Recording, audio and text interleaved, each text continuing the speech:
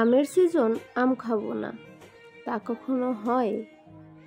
তাই তো আজকে নিয়ে আসলাম নতুন আরেকটি ভিডিও।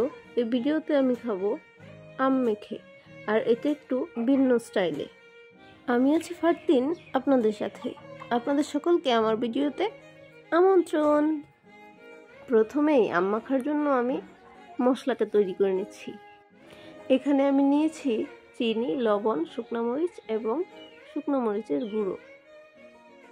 তারপর আমগুলোকে খুব সুন্দরভাবে ধুয়ে নিয়েছি, আমের কষ যেন একদমই না থাকে। তারপর একটা পলি নিলাম, পলিতে আমগুলো ভরে এর ভিতরে মশলাটা দিয়ে আমি এটা থেতলে নিচ্ছিলাম। প্রথমে পলি দিয়ে চেষ্টা করলাম, কাজ হলো না। তারপর নিলাম শপিং ব্যাগটাও ফেটে গেল।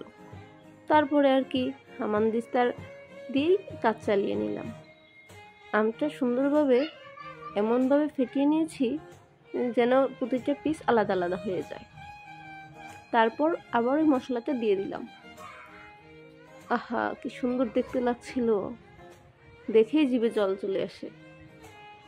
তাই তো আমি খাবার আগে সবাইকে একটু টেস্ট করিয়ে নিলাম যে কেমন হয়েছে। জুনাইদ তো অনেক মজা করে খেলো, ওর খাবার দেখে আমারই মুখে পানি চলে আসছিল।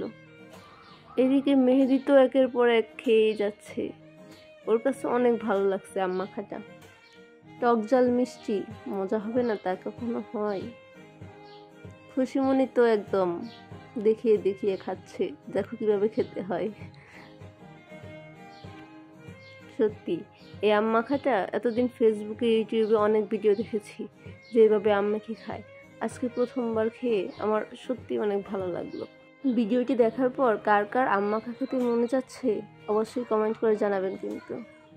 ধন্যবাদ, আল্লাহ হাফেজ।